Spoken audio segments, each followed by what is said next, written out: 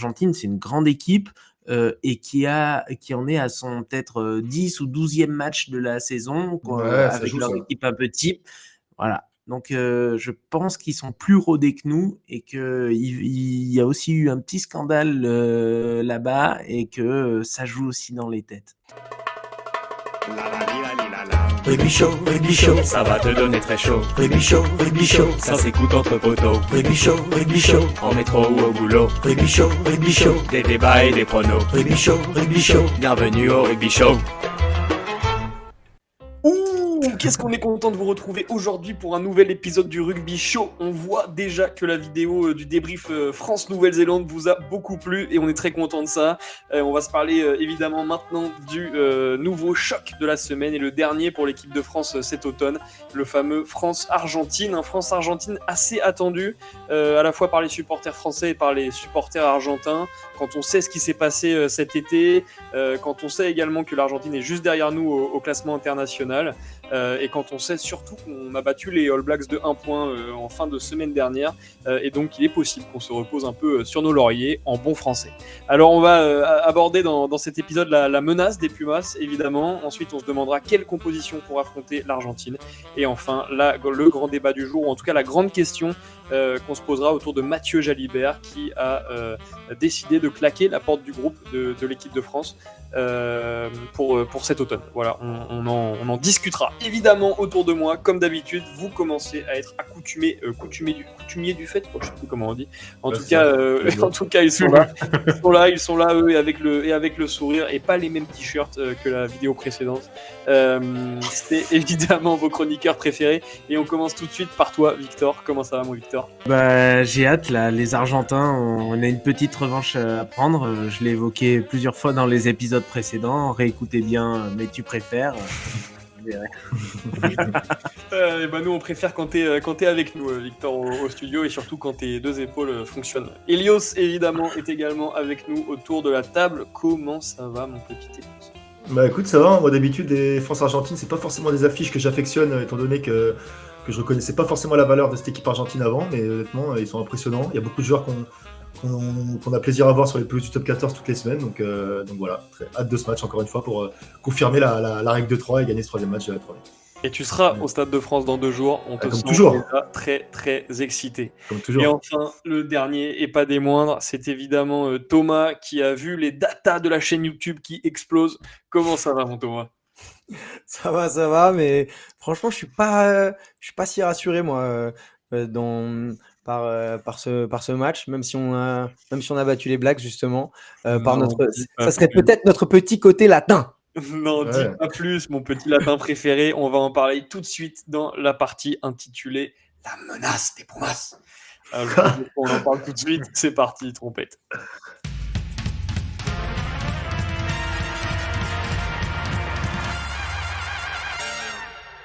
Ok, je répète. Bonjour, c'est Christophe Urios. J'ai un message pour toi avant de continuer l'émission. Si t'es chaud, abonne-toi. Et si t'es froid, prends un pull et abonne-toi et va allumer le barbecue. L'Argentine, c'est une menace. C'est le terme que nous avons décidé d'employer aujourd'hui à la rédaction du Rugby Show. Toute l'équipe s'est concertée pour se mettre d'accord sur ce terme, la menace des Pumas. Évidemment, vous l'avez vu ce week-end, puisque vous êtes des vrais amateurs de rugby. Le week-end dernier, l'Argentine est allée évidemment défier l'Irlande sur ses terres et a perdu de 3 petits points, 22-19. Donc plus que jamais, on peut le dire, l'Argentine est en forme dans le classement mondial, 4e, je crois, si je me trompe pas. Ils font plutôt un bon match contre l'Irlande, 5e, pardon. 5e. Alors regardons justement ce classement. Ah bah tiens. Tiens, il apparaît. Il suffit de le vouloir. Voilà, L'Argentine, 5e effectivement, juste derrière la France. Donc c'est une menace pour ce match. C'est une menace potentiellement pour notre classement. Ils sont un peu plus de 2,5 points derrière nous, donc je suis pas sûr que ça suffise en un match. Mais tu sais jamais, s'ils nous mettent une branlée avec les bonifications à l'extérieur, il peut Il peut s'en passer des choses. Bref, je ne vais pas rentrer dans plus de détails. En tout cas, cette équipe d'Argentine, moi, je vous dis, c'est pas la même équipe qu'on a affrontée cet été et qu'on a battu avec notre équipe développement. Parce que, comme on l'a vu la semaine dernière, eux, ils ont joué la tournée d'été. Ils ont enchaîné avec le Rugby Championship, où ils ont battu toutes les grandes équipes, l'Afrique du Sud, l'Australie, la Nouvelle-Zélande. Ils ont même gagné en Nouvelle-Zélande 38-30, comme vous pouvez le voir au mois d'août. Donc, franchement, c'est une belle équipe d'Argentine qui se présente. Ouais. L'Argentine, j'ai l'impression que c'est quand même compliqué de savoir sur quel pied danser, comme tu l'as dit, Thomas. Leur équipe, elle n'est pas non plus super différente sur le papier niveau compo par rapport entre le Rugby Championship que tu as évoqué et la tournée où on a envoyé notre équipe B. On a quand même réussi à les battre avec l'Esther Requin et ses copains. Donc, c'est compliqué de savoir sur quel pied danser. Et, je suis d'accord. Ouais, tu vois, des Argentins qui commencent le match contre l'Irlande et qui prennent 12-0 en combien de minutes? Attends, je l'ai sous les yeux. En 6 minutes, je crois qu'ils prennent déjà 2 essais, ils prennent 12-0. Donc, tu t'attends à ce qu'ils se fassent rouler dessus. Et au final, comme la France, à l'image de la France qui perdait 14-3, ils ont montré une force de caractère, ils ont réussi à remonter. Donc, donc j'ai l'impression que c'est une équipe qui peut rivaliser avec la France, même si les bookmakers nous mettent les mêmes chances de victoire que contre le Japon, pour le coup. C'est assez étonnant. C'est un peu pile ou face pour moi. Si on leur met 20 points vendredi soir, je serais pas étonné. Et si on perd de 5 points, je serais pas étonné.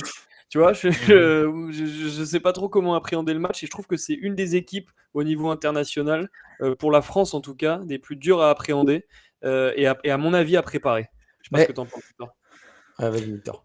Non, mais honnêtement, moi, l'Argentine, ils viennent de resélectionner en plus, par exemple, Kremer, Delgui, des joueurs qui jouent en top 14, qui sont un peu aguerris au rugby français. Ça va être un vrai défi. Après, comme vous le dites, c'est du pile ou face. Est-ce que vous vous rappelez, là, pendant le Four Nations, honnêtement, contre l'Afrique du Sud, ils les gagnent une semaine. La semaine d'après, ils en prennent 60. Oui, Donc, c'est une équipe, on ne sait jamais. Ouais. C'est assez hallucinant.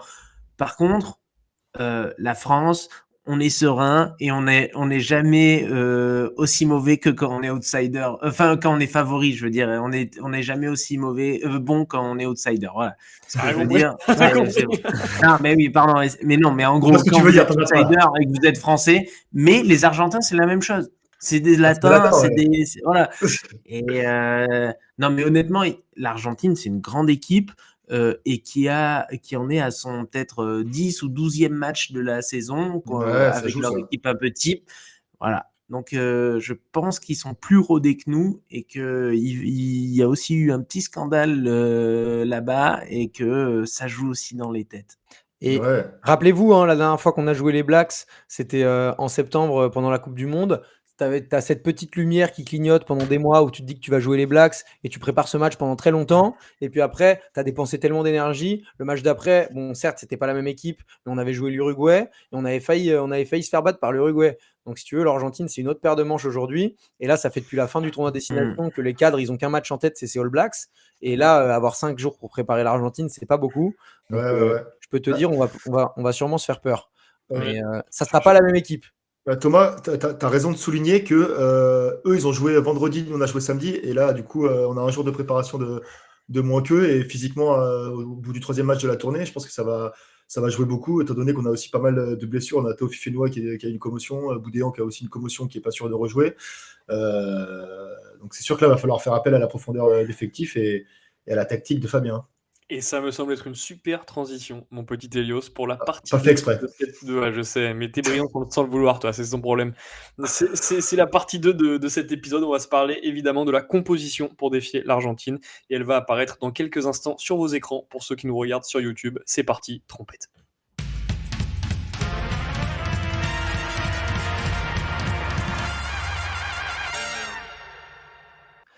Bon, Elios, j'ai eu Boudéan au téléphone et je peux te dire qu'il sera bien sur la feuille de match, comme tu peux le voir.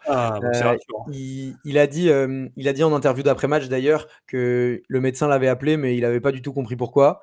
Et que du coup, il a dû purger son protocole commotion. Il est sorti à la 70e, 72e. Et comme c'est 12 minutes, il n'a même pas pu voir la fin du match. Les docteurs, ils en avaient rien à foutre du match. Alors, il n'avait même pas le score. Il devait juste entendre les gens crier. Et personne ne lui a dit depuis.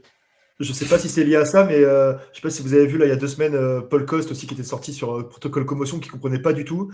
Et là ils sont en train d'expérimenter les nouveaux protège-dents connectés et semble-t-il il y a quelques lumières qui s'allument des fois alors que c'est pas forcément très très grave, mais bon vaut mieux ça que l'inverse. On est très content que l'homme fort du paquet d'avant soit présent ce week-end quoi. Pour avoir parlé ce week-end à un insider très proche et acteur du rugby français dont je ne peux pas mentionner le nom, en effet, cette histoire de protège-dents de Paul Coste fait beaucoup parler sur les rangs du top 14 et tout le monde est vachement attentif à ce qui va émerger comme comme évolution après cette erreur. Ok. Mais bon, dans tout cas, si on reste au sujet de la compo, pour défier l'Argentine, à part les blessures, il ne devrait pas y avoir trop de changements. Il y a Tatafou qui est sorti à la 9e minute, qui s'est fait remplacer par Colombe, qui a bien tenu les 70 minutes contre les Blacks d'ailleurs, mais qui devrait laisser sa place à Antonio, qui revenait de blessure. Donc ça devrait être Antonio avec potentiellement Colombe sur le banc. Sinon, à part ça, je ne vois pas trop de changements pour défier les Argentins. Ouais, peut-être un retour d'Olivon. Moi, je me dis peut-être un petit retour d'Olivon titulaire. Victor, il en parlait tout à l'heure. Il a fait une super entrée contre les Blacks et il est peut-être un peu plus frais avec un petit peu moins de temps de jeu dans les pattes. Donc, pourquoi pas espérer voir un Olivon. Et aussi, il y a Mathieu qu'on avait cité comme la petite pépite, la petite ovni qu'on voulait voir, qui a fait son entrée dans la liste des 42. Donc, pourquoi pas rêver à ça après une tournée qui potentiellement réussi, même si on perd contre l'Argentine. Est-ce que ça serait pas aussi une bonne idée de continuer à faire quelques tests ou à l'inverse, jouer la sûreté et continuer avec une équipe avec la même équipe que la semaine dernière? C'est une question à se poser. Hein. Moi, je mettrais bien un petit Gaëton en titulaire, par exemple, pour commencer le match contre l'Argentine. À la place de qui? Je sais pas, à la place d'un des deux. Je ferme les yeux, pile ou face, il y en a un qui sort. Voir Villiers. Ouais. Alors on enregistre la compo, elle n'est pas officielle, mais on se dit qu'à peu de choses près, ça devrait être ça. Villiers, je ne l'ai pas senti au top non plus contre les All Blacks, même s'il avait beaucoup d'envie. Il a quand même eu quelques errances défensives. Mais je crois que le numéro 14 en équipe de France, peu importe qui c'est des montées un peu hasardeuses. C'est pas les rois de la défense. Mais ouais, je pense qu'un Bureau, s'il va être conforté. On était étonné qu'il n'ait pas commencé contre le Japon, mais du coup, je pense qu'il va quand même continuer après un bon match. Non, Galtier, il veut le mettre que dans des matchs mythiques. Il sera utilisé 4 fois. Utilisé 4 fois, dont en finale de Coupe du Monde. C'est ça, il va le mettre au placard jusqu'à la finale de Coupe du Monde. Mais non, la charnière, elle ne devrait pas changer. Moi, Ficou, j'ai trouvé incroyable en défense, honnêtement. Je pense que c'est l'assurance tout risque en défense. Je pense pas qu'il va bouger. Il est indéboulonnable pour le coup. Il fait vraiment une belle tournée. Derrière, je pense que ça va pas bouger à part, comme tu le disais, peut-être petit Emilien qui va sauter Gabien. Ouais, d'ailleurs, Emilien contre les Blacks, il rentre à la 59e. Hein. C'est quand même un signe. Moefana, il a été un peu transparent contre les Blacks, que ce soit en attaque ou en défense. Alors qu'il avait fait un super match contre le Japon. Ouais, mais bon, c'est pas pareil. Le problème d'être un super joueur contre des petites équipes, c'est qu'on ne se souvient pas trop de toi. Mais non, mais je suis d'accord. En fait, un Gaëton à la place d'un Moefana, c'est quand même sympa. Et Villiers, je sais pas, l'absence, je sais pas la justifier, ça me fait de la peine parce que c'est un joueur que j'aime bien.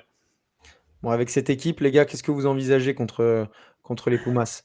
Cet été, on les a battus de pas mal sur notre premier match. Après quelques déstabilisations en interne, on a eu du mal à aller chercher la deuxième victoire. Et donc, ça fait 1-1 en Argentine. On l'a dit, notre équipe était différente, leur équipe est différente. Moi, je pense que ça va être un match très, très accroché contre ces Argentins. Et on a l'habitude de faire des matchs avec peu de grandes envolées. Je pense que ça va être fidèle à cette règle. Ouais. Et on les joue rarement à la maison, les Argentins, mais je pense qu'ils vont avoir du mal aussi à résister à l'assaut du public, le match qui devrait aussi peut-être être à guichet fermé. Je pense que ça a beaucoup joué en notre faveur contre la Nouvelle-Zélande et ça devrait encore une fois être le cas, je pense, contre l'Argentine. C'est quand même pas facile de jouer au Stade de France devant un stade comble, un public chauffé à blanc et tout. C'est quand même une belle arme pour nous, pas le nier, tu vois. Surtout quand on sait la certaine, comment dire, le certain. J'arrive pas à trouver le mot. Il y a une petite rivalité entre les supporters français et les supporters. La petite rivalité.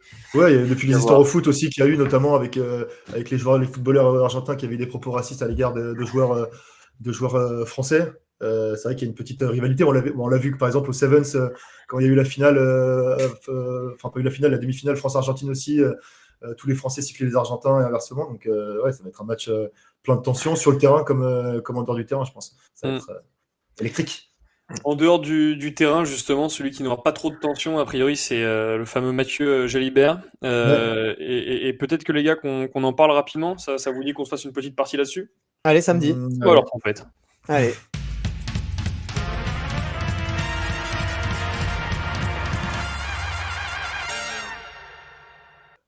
Clément, tu fais bien de le dire. Mathieu Jalibert, qui est de retour à Bordeaux. Il a notamment posté quelques clichés sur son compte Instagram. On l'a vu ce lundi faire les courses au supermarché dans une petite supérette, entouré de bouteilles de Jack Daniels, de Ricard et d'autres spiritueux. Voilà.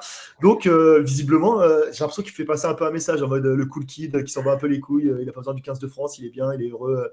Dans sa Gironde natale, enfin pas natale du coup, mais là où il habite. Qu'est-ce que vous en pensez, vous ? Pour ceux qui n'auraient pas trop suivi quand même, Jalibert, il a été mis réserviste sur le match précédent par Galtier au jeu du banc parce que c'était un banc en 6-2.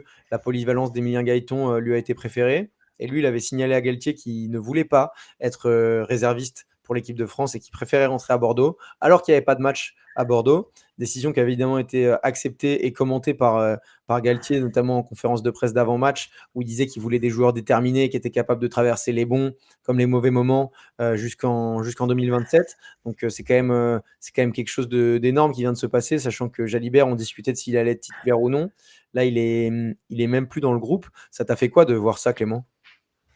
Moi, en fait, je comprends pas comment un Mathieu Jalibert peut décider de dire non, je veux pas être réserviste pour l'équipe de France. En fait, ce que ça renvoie comme image, je trouve ça tellement négatif et tellement mauvais. J'ai vraiment du mal à comprendre la décision. En plus, tu vas mettre des stories derrière en mode je suis à Bordeaux en train de faire mes courses, tout va bien. Enfin, je sais pas, j'ai du mal à comprendre. Le seul argument que je pourrais entendre, c'est besoin de me recentrer pour revenir au niveau et replaire à l'équipe. Mais j'ai l'impression que tu le fais en étant réserviste, en fermant ta tête et en continuant à travailler, tu vois. Je trouve que le message est pas bon et que ça fait un peu quand même star qui a du mal à, tu vois, accepter les moins bons moments dont parle Galtier. Moi, je suis totalement d'accord. Autant, tu vois, je trouvais que sportivement et de manière à gérer un groupe, Jalibert, je le pensais un peu comme un des leaders. Donc, j'avais trouvé ça très surprenant. Mais je m'attendais surtout pas à ce que Jalibert il se casse du groupe et qu'il arrive et la première story qu'il fait c'est il retrouve son chien, il fait papa est rentré à la maison. Tu vois, excuse-moi, non mais c'est ça veut pas rien dire, je suis d'accord. Ça veut pas rien dire. Après, je comprends qu'il soit vexé parce que de ne pas le sélectionner, ça veut dire qu'il dit que Ntamak est devant lui, que Ramos est devant lui, qui est normalement le 15, que Dupont est devant lui, enfin 3 Toulousains. J'ai même cru entendre que Calvin Gourg, l'espoir de Toulouse, était aussi passé devant lui dans l'esprit de Fabien Galtier, quoi. Enfin non, mais c'est à ce point de dire que voilà.